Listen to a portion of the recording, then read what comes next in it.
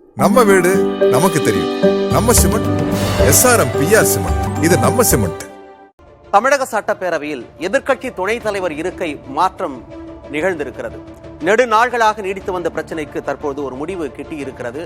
இதன் பின்னணி என்ன என்பது குறித்தும் பல்வேறு தரப்பிலும் கலந்துரையாடுவதற்காக அரசியல் பிரிவு ஆசிரியர் கார்த்திகேயன் நம்மோடு இணைந்திருக்கிறார். கார்த்திகேயன், இனி நீங்கள் தொடரலாம். திரு EPS உடைய நீண்ட நாள் கோரிக்கை, சபாநாயகர் நாங்கள் கொடுத்த கோரிக்கையை நிறைவேற்ற தாமதிக்கிறாரு, மரபை பின்பற்ற மறுக்கிறாரு அப்படிலாம் தொடர்ந்து திரு EPS குற்றச்சாட்டு வச்சுட்டே இருந்தார். OPS கட்சியிலிருந்து நீக்கிட்டோம், அதற்கு பதிலாக RB உதயகுமாருக்கு எதிர்க்கட்சி துணைத் தலைவர் பொறுப்பை கொடுத்துருக்கோம், அவருக்கான இருக்கையை சட்டமன்றத்தில் ஒதுக்கணும் அப்படின்னு லெட்டர் கொடுக்கப்பட்டது. சபாநாயகர் நாங்கள் உரிய நேரத்தில் உரிய முடிவு எடுப்போம் அப்படின்னு தொடர்ந்து சொல்லி வந்த நிலையில தான் நேற்று முதலமைச்சர் சபாநாயகர் இது குறித்து பரிசீலிப்பார் அப்படின்னு பேரவையில் சொன்னார். அந்த அடிப்படையில் தற்போது அந்த முடிவு எடுக்கப்பட்டிருக்கு. OPSக்கான எதிர்க்கட்சி துணைத் தலைவர் இருக்கை மாற்றப்பட்டிருக்கு. அதற்கு பதிலாக திரு RB உதயகுமாருக்கு அந்த இருக்கை கொடுக்கப்பட்டிருக்கு. மூத்த பத்திரிகையாளர் திரு தராசி ஷியாம் இணைப்பில் இருக்கார். சார் வணக்கம். வணக்கம். ரெண்டு கோணத்தில் இதை பார்க்க முடியும். ஒன்று, இவ்வளவு நாள் காலம் தாமதித்த சபாநாயகர் முதலமைச்சர் கோரிக்கை வைத்த பிறகு உடனடியாக அதை பரிசீலித்து முடிவெடுத்திருக்கிறார். திமுக சபாநாயகர் கோணத்தில் ஒன்று. இன்னொன்று, OPSக்கான அந்த ஹோல்டு இனிமே இல்லையா அப்படின்றத நம்ம முதல் கோணம் குறித்து பேசுவோம். தொடர்ந்து இந்த வலியுறுத்தல்களை திரு EPS தரப்பு வச்ச சமயத்திலலாம் சபாநாயகர் உரிய நேரத்தில் முடிவெடுப்போம் அப்படின்னு சொல்றாரு. முதலமைச்சரே பேரவையில் வலியுறுத்திய பிறகு சபாநாயகர் முடிவெடுக்கிறார். நீதிமன்றம்லாம் ஒரு முடிவுக்கு வந்தாச்சு, தேர்தல் ஆணையம்லாம் ஒரு முடிவுக்கு வந்தாச்சு, இனிமேல் தள்ளி போட வேண்டாம் அப்படின்ற இடத்துக்கு சபாநாயகர் நகர்ந்துட்டாரு, இல்லை நகர்த்திட்டாங்க EPS தரப்புலன்னு புரிஞ்சுக்கலாமா அந்த முடிவுக்கு பின்னாடி? அப்படிதான் புரிந்து கொள்ள வேண்டும். காரணம் என்னவென்றால், எதிர்கட்சி தலைவர் துணைத் தலைவர் அருகருகே அமர்வதுதான் மரபு, அதுதான் சரியாகவும் வரும். உதாரணமாக காங்கிரஸ் கட்சி கிட்டத்தட்ட 14 MLAக்கள் 13 MLAக்கள், காங்கிரஸ் கட்சியின் தலைவரும் துணைத் தலைவரும் அருகருகே தான் அமர்ந்திருக்கிறார்கள். காரணம் என்னவென்றால், சில நேரங்களில் தலைவருக்கு உடல்நிலை சரியில்லாமல் போகலாம், சில கேள்விகளுக்கு உடனடியாக பதிலளிக்க முடியாமல் போகலாம். அப்போது துணைத் தலைவர் அந்த இடத்தை நிரப்புவார் என்பதுதான் அதன் நோக்கம். எனவே கண்டிப்பாக எடப்பாடி பழனிசாமி அவர்கள் கோரிக்கையை இதற்கு முன்பே நிறைவேற்றி இருக்க வேண்டும் என்பதுதான் என் கருத்து.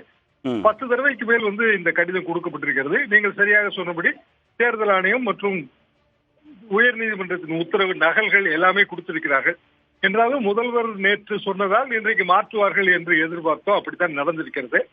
OPSக்கான அந்த ஹோல்டு குறைந்திருக்கிறது. காரணம், அவர் பாரதிய ஜனதாவை நோக்கி அவரது பயணத்தை தொடங்கிவிட்டார். ஆனால் அவர் முன்னாள் முதல் வரிசையில இடம் ஒதுக்கி இருக்கலாம். என்றாலும் இதில் ஒரு பழைய சம்பவம் என்னவென்றால், கலைஞர் அவர்கள் சக்கர நாற்காலியிலே வருகின்ற நிலைமைக்கு போகும்போது போன சட்டமன்ற கூட்டத்தொடரிலே என்ன ஆயிற்று என்றால், அவருக்கு அந்த சக்கர நாற்காலி செல்வதற்கு வசதியாக முன் வரிசையில இடம் ஒதுக்க வேண்டும் என்ற கோரிக்கையை திமுக வைத்தது. ஆனால் அப்போதைய சபாநாயகர் தனபால் அவ்வாறு ஒதுக்க முடியாது. காரணம், அவர் எதிர்கட்சி தலைவர் அந்த அந்தஸ்திலே இல்லை. எனவே ஒரு ஓரமான இருக்கை, ஆனால் அது பின்வரிசை இருக்கை, சபாநாயகருக்கு தான் இருக்கை ஒதுக்குகிற உரிமை இருக்கிறது என்கிற ஒரு நிலைப்பாட்டை எடுத்தார். அதைத்தான் காரணமாக தொடர்ந்து கூறி வந்தார்கள். ஆனால் அது அவ்வளவு பொருத்தமான காரணம் அல்ல. அவருக்கு முன்வரிசையில இடம் ஒதுக்கப்பட்டிருக்க வேண்டும். ஏனென்றால் முன்னாள் முதல்வர், அதெல்லாம் சரிதான். அதே காரணத்தை இப்போது பார்த்தால் OPS அவர்களுக்கும் முன்வரிசையில இடம் ஒதுக்கி இருக்க வேண்டும்.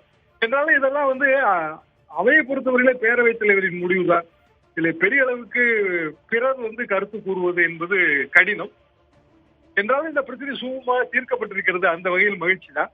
எடப்பாடி பழனிசாமி அவர்களுக்கு இதுல ஒரு அரசியல் நெருடல் வரும். காரணம், திமுகவும் அவரும் ஒரு இணக்கமாக செல்கிறார்கள் என்கிற ஒரு குற்றச்சாட்டு, அரசியல் குற்றச்சாட்டு கூர்மைப்படும். இல்ல, ஏற்கனவே OPS அப்படித்தானே குற்றச்சாட்டு வச்சாங்க. திமுகவும் OPSம் நெருக்கமா இருக்கிறாங்க, OPSக்கு சாதகமான முடிவை சபாநாயகர் எடுக்கிறார், திமுக எடுக்கிறாங்க அப்படின்ற குற்றச்சாட்டை EPS தரப்புல வைத்தார்கள். அந்த அடிப்படையில் தான் காலதாமதமும் பார்க்கப்பட்டது. இப்போ இந்த செய்தி அதிமுக தொண்டர்களுக்கான என்ன செய்தியாக இது புரிந்து கொள்ளப்படும்? OPSக்கான ஹோல்டு இல்லை, ஏன்னா எலெக்ஷன் நெருங்குற சமயத்தில் எடுக்கக்கூடிய ஒவ்வொரு முடிவுகளும் அரசியல் தாக்கத்தையும் தேர்தல் தாக்கத்தையும் சேர்த்தே தான் ஏற்படுத்தும். அந்த அடிப்படையில் OPS சந்திக்கக்கூடிய நெருடல்களாக, சிக்கல்களாக என்ன பார்க்கலாம் நாம? இதுல இன்னொரு கோரிக்கை இருக்கிறது. என்னவென்றால், மீதி இருக்கிற அந்த 3 MLAக்கள் கட்சி சாராத MLAக்கள் என்று அறிவிக்க வேண்டும் என்பது இன்னொரு கோரிக்கை. இருக்கை ஒரு கோரிக்கை. இரண்டாவது கோரிக்கை இது. காரணம், 95-96 காலகட்ட அமைச்சரவையிலே ஜெயலலிதா அவர்கள் அழகு திருநாவுக்கரசு அவர்களையும் விஸ்வநாதன் அவர்களையும் கட்சியை விட்டு நீக்கினார். உடனடியாக சபாநாயகர் சேடப்பட்டி முத்தையா அவர்களை கட்சி சாராத உறுப்பினர்கள் என்று அறிவித்தார். பழைய மாதிரி ஒரு மரபு இருக்கிறது, முன்மாதிரி. அப்படி இந்த 3 பேரையும் அறிவிக்க வேண்டும் என்பது அடுத்த கோரிக்கை கடிதம் மூலமாக கொடுத்திருக்கிறார்கள். எனவே அதை மறுநாள் நாளை நிறைவேற்றுகிறார்களா, அதை நாம் பொறுத்திருந்து பார்க்க வேண்டும். அப்போதுதான் அந்த ஓபிஎஸ்க்கும் இந்த அரசியல் நகர்வுகளுக்கும் இடையிலான அந்த வித்தியாசம் நமக்கு புரிய வரும். நன்றி திரு ஷாம், இணைப்பில் வந்து உங்கள் கருத்துக்களை பதிவு செய்ததுக்கு. செய்தியாளர் ஸ்டாலின் தலைமைச் செயலகத்திலிருந்து எழுந்திருக்கிறார். ஸ்டாலின், இப்போ இருக்கை மாற்றப்பட்டிருக்கக்கூடிய விவகாரம் குறித்து ஓபிஎஸ் தரப்பில் ஏதாவது கோரிக்கை வைக்கப்பட்டிருக்கிறதா, இல்ல அந்த சபாநாயகரின் முடிவை ஓபிஎஸ் தரப்பு அப்படியே ஏற்றுக்கொள்வதை தவிர வேறு வழி இல்லையா?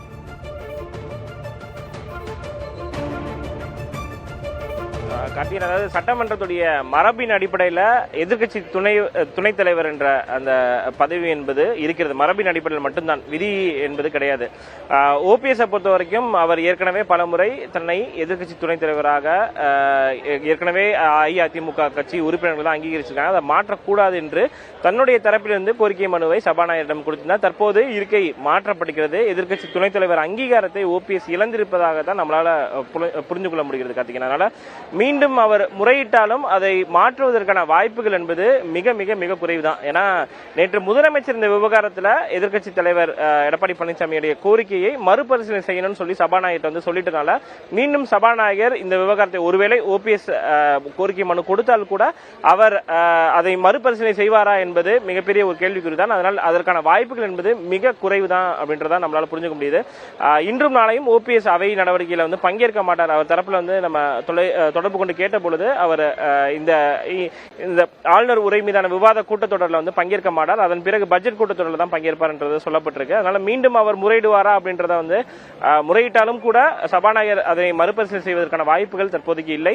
எதிர்க்கட்சி துணைத் தலைவராக ஆர்பி உதயகுமார் அங்கீகரிக்கப்பட்டிருக்கக்கூடிய அதே நிலையில துணைத் தலைவராக இருந்த ஓபிஎஸ் உடைய அங்கீகாரம் அந்த அங்கீகாரம் என்பது தற்போது அவர் அதனை இழந்திருக்கிறார் என்பதை நம்மளால புரிந்து கொள்ள முடிகிறது. கார்த்திகேயன், இணைப்பில் இருங்க ஸ்டாலின். ஓபிஎஸ் ஆதரவாளர் திரு சுப்ரத்னம் இணைப்பில் இருக்கா சார்? வணக்கம். வணக்கம் சார். வணக்கம். பேரவையில எதிர்க்கட்சி துணைத் தலைவர் இருக்கை, ஓபிஎஸ் அமர்ந்திருந்த இருக்கை திரு ஆர்பி உதயகுமாருக்கு மாற்றப்பட்டிருக்கு. இபிஎஸ் தரப்புல கொடுத்த அந்த கடிதத்தை சபாநாயகர் ஏற்றுக்கொண்டிருக்கிறார். நேற்று முதல்வரும் பேரவையில அது குறித்து வலியுறுத்தலை சபாநாயகருக்கு வைத்தார். அந்த அடிப்படையில் தற்போது முடிவு எடுக்கப்பட்டிருக்கு. ஒரு செட்பேக் தானா ஓபிஎஸ்க்கு? அது செட்பேக்கா பாக்குறதுக்கு இல்ல. ஏன்னா வந்து அவரு இது நீண்ட நாட்களாக இன்றைக்கு எதிர்க்கட்சி தலைவராக இருக்கக்கூடிய திரு எடப்பாடி பழனிசாமி அவர்கள் இந்த இருக்கை மாற்ற வேண்டும், துணைத் தலைவர் மாற்றப்பட வேண்டும் என்று அவர் பலமுறை வற்புறுத்தி வந்து கொண்டிருந்தார்கள். அந்த நேரத்தில் இப்ப அரசாங்கத்துடைய நிலைப்பாட்டில் தான் இது சபாநாயகருக்கு அனைத்து அதிகாரமும் சட்டப்பேரவையில் உண்டு என்றாலும் இதே சபாநாயகர் அவர்கள் தான் மிக தெளிவாக சொன்னார், இந்த அசம்பிளி ரூல்ஸ்ல சட்டப்பேரவை விதிகளில் துணைத் தலைவர் என்ற பதவியே கிடையாது. எனவே வந்து இந்த allotment of seats to each member is the prerogative of the ஸ்பீக்கர்னு மிக தெளிவாக சொன்னாரு.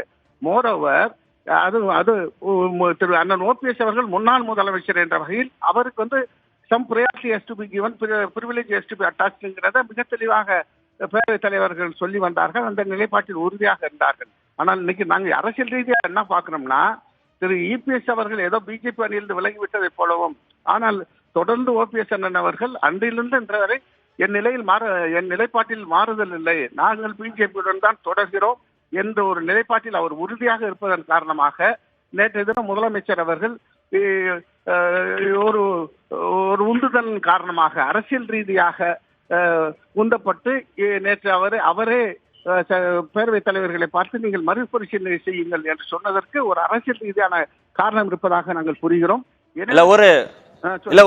ஒரு கட்சியின் எதிர்க்கட்சி தலைவராக யார் இருக்கணும், எதிர்க்கட்சி துணைத் தலைவராக யார் இருக்கணும் அப்படின்னு சட்டமன்ற உறுப்பினர்கள் கொடுக்கக்கூடிய கடிதங்கள் அடிப்படையில், அந்த மெஜாரிட்டி அடிப்படையில் தீர்மானிக்கப்படுது. அதை தான் திரு எடப்பாடி பழனிசாமி சபாநாயகருக்கும் வலியுறுத்துறார். இதுதான் மரபு, இப்படிதான் பின்பற்றணும் அப்படின்னு. தேர்தல் ஆணையம் அப்படிதான் முடிவெடுக்குது, நீதிமன்றம் அப்படிதான் முடிவெடுக்குது. பெரும்பான்மை ஆதரவு யாருக்கு இருக்குன்ற அடிப்படையில் இதுல பாஜகவுடனான கூட்டணி எங்களுக்கு தொடருதுன்ற அடிப்படையில் திமுக இப்படி ஒரு முடிவை எடுத்து விட்டார், ஸ்டாலின் அரசியல் உள்நோக்கத்தோடு முடிவெடுக்கிறார் அப்படிங்கிறதுக்கும் என்ன சம்பந்தம் இருக்கு? கட்டாயம். ஏன்னா இதே மாண்புமிகு பேரவைத் தலைவர் திரு அப்பாவு அவர்கள் தான் தொடர்ந்து சொல்லி வந்தார், துணைத் தலைவர் என்ற பதவி என்பதே நம்முடைய இது சட்டமன்ற விதிகளில் கிடையாது, நம்முடைய வசதிகளுக்காக உருவாக்கி கொண்டது என்பதில் என்ற நிலைப்பாட்டில் என்றைக்கு எங்கள் கட்சியில் பிளவு வந்ததோ அன்றிலிருந்து தொடர்ந்து it has been is consistent stand தெளிவாக சொல்லி வந்தார், மிக வேகமாக சொல்லி வந்தார். அந்த நிலையில் இருந்து இன்றைக்கு நேற்றைய தினம் முதலமைச்சர் அவர்கள் எழுந்து எதிர்க்கட்சி தலைவர் அவர்கள் திரும்ப திரும்ப வைக்கக்கூடிய அந்த கோரிக்கையை நீங்கள் மறுபரிசீலனை செய்ய வேண்டும் என்று சொன்னதில் நிச்சயமாக இது அரசியல் ரீதியாக பார்க்கப்பட வேண்டிய ஒரு விஷயம் இருந்தாலும் it is not at all a setback to OPS in his capacity as former chief minister. முன்னாள் முதலமைச்சர் என்ற வகையில் முன் வரிசையில் அவருக்கு மதிப்பு கொடுக்கப்படும். நிச்சயமாக அவருக்கு உரிய மரியாதையோடு இருக்கக்கூடிய நிலைமைகளுக்கு ஏற்ப அவர் தன்னுடைய சட்டமன்ற கடமைகளை ஆற்றுவார். 5வது முறையாக இருக்கக்கூடிய சீனியர் லெஜிஸ்லேட்டர் நிச்சயமாக தன்னுடைய கடமைகளை பொறுப்புணர்ச்சியோடு ஆற்றுவார். நன்றி திரு சுப்ரத்னம். இணைப்பில் வந்து உங்கள் கருத்துக்களை பதிவு செய்ததுக்கு முன்னாள் அமைச்சர் திரு ஜெயக்குமார் இணைப்பில் இருக்கார். சார் வணக்கம். வணக்கம். இது நாள் வரைக்கும் இருக்கை விவகாரத்தில் சபாநாயகர் முடிவெடுக்கல, முதல்வர் கோரிக்கை வைக்கிறார், உடனே சபாநாயகர் முடிவெடுக்கிறார். இப்போ ஓபிஎஸ் ஆதரவாளர் திரு சுப்ரத்னம் என்ன சொல்றாருன்னா, நாங்க பாஜகவுடனான கூட்டணி தொடருது அப்படின்றத அழுத்தம் திருத்தமா ஓபிஎஸ் பதிவு பண்ண பிறகு திரு ஸ்டாலின் இப்படி ஒரு முடிவை எடுத்திருக்கிறார், அரசியல் உள்நோக்கம் இருக்கு அப்படின்னு சொல்றாரு. ரெண்டுக்கும் ஏதாவது காரணம் இருக்கிறதா சந்தேகிக்கிறீங்களா? வணக்கம். பொதுவாகவே ஒரு சட்டமன்றம் சட்ட விதிகளின்படியும் மரபுபடியும் தான் இயங்க முடியும். அந்த வகையில சட்ட விதிகளை காற்றில் பறக்க விட்டு, அதே போன்று மரபுகளை காற்றில் பறக்க விட்டு சட்டமன்றங்களை நடத்துவது என்பது ஜனநாயகத்தினுடைய ஒரு கேலி கூத்து. அந்த வகையில் தான் எங்களுடைய அந்த கோரிக்கை, அதாவது ஒரு நியாயமான கோரிக்கை, நியாயமான ஒரு உரிமை என்று கூட சொல்லலாம். ஏன்னா காலகாலமாக பின்பற்றப்படுகின்ற அந்த மரபு என்பது ஒரு சட்டமன்ற எதிர்கட்சி அந்த துணைத் தலைவர் பதவி என்பது. அந்த வகையில் ஒரு பிரதான எதிர்கட்சி என்ற அடிப்படையிலே எங்களுக்கு வழங்காமல், அதே அடிப்படையில ஒரு காழ்ப்புணர்ச்சியோடு பார்த்து வேறு அதாவது திரு ஓபிஎஸ் வழங்கியது என்பது நிச்சயமாக ஜனநாயகத்திலே நம்பிக்கை கொண்டு யாருமே ஏற்றுக்கொள்ள முடியாத ஒரு செயலாகும். அந்த வகையில ஒரு கோரிக்கை பல முறை வைத்து ஏதோ செவிடன் காதில் ஊதிய சங்கு ஊதிட்டே இருந்தோம். இப்போது கொஞ்சம் கேட்டுது. அதாவது 30 மாசம் கழிச்சு, அதாவது சங்கரா என்று சொல்லக்கூடிய வகையில சொல்லுவாங்க. அது இந்த முன் இருக்க திமுகவுக்கும் ஓபிஎஸ்க்கும் ஒரு நெக்ஸஸ் இருக்கு. ரெண்டு தரப்பும் ஒரு புரிந்துணர்வோடு செயல்படுறாங்க இந்த விவகாரத்துல.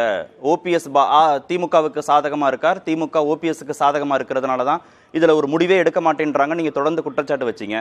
ஆனா இப்ப முதல்வரே வலியுறுத்துறார் பேரவையில, சபாநாயகர் முடிவை எடுத்துட்டார். அப்போ ஓபிஎஸ்க்கு திமுக சாதகமா இல்லைன்னு முடிவு வரணுமா? இல்ல இப்போ நீங்க அது பாத்தீங்கன்னா ஒரு ஓபிஎஸ் பொறுத்தவரை ஒரு பிஜேபியினுடைய ஒரு பி டீம் வச்சுக்கலாம், அதே போல டிஎம்கேனுடைய பி டீம் வச்சுக்கலாம். ரெண்டு பேருக்குமே அதாவது மத்தளம் மாதிரி தலையாட்டுகின்ற ஓபிஎஸ் பொறுத்தவரை.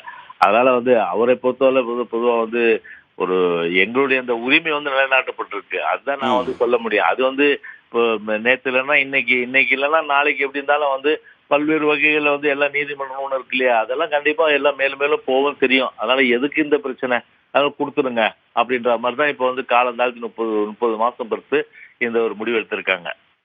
நன்றி திரு ஜெயக்குமார். இணைப்பில் உங்கள் கருத்துக்களை பதிவு செய்ததற்கு. மணிமாறன், எதிர்க்கட்சி துணைத் தலைவருக்கான இருக்கை விவகாரம் சட்டப்பேரவையில் முடிவுக்கு வந்தாலும் இதற்கு அரசியல் ரீதியான காரணங்கள், குற்றச்சாட்டுகள் அப்படிங்கிறது முடிவுக்கு வரல அப்படிங்கிறதான் ஓபிஎஸ் ஆதரவாளர் தரப்புல, ஜெயக்குமார் தரப்புல வைக்கக்கூடிய விமர்சனங்கள்ல இருந்து புரிந்து கொள்ள முடிகிறது. திரு தராசி ஷாம் மூத்த பத்திரிகையாளர் சொன்னதன் அடிப்படையில் அவருக்கு மீண்டும் இருக்கை ஒதுக்கீடு ஓபிஎஸ்க்கு அப்படிங்கிறதுல ஏதேனும் மாற்றங்கள் வருவதற்கான வாய்ப்புகள் இருக்கா அப்படிங்கிறத நம்ம பொறுத்திருந்து பார்த்துட்டு அவருக்கான முக்கியத்துவம் குறித்து சபாநாயகரும் திமுக அரசு என்ன முடிவெடுக்குது அப்படிங்கிறத நம்ம பொறுத்திருந்து பார்க்கலாம். மற்ற செய்திகளுக்காக நீங்க தொடரலாம். நன்றி கார்த்திகேயன். பல்வேறு தரப்பிலும் கலந்துரையாடினீர்கள், பல்வேறு தகவல்களை பகிர்ந்து கொண்டீர்கள். நன்றி. நம்ம வீடு நமக்கு தெரியும். நம்ம சிமெண்ட் SRM PR சிமெண்ட். இது நம்ம சிமெண்ட்.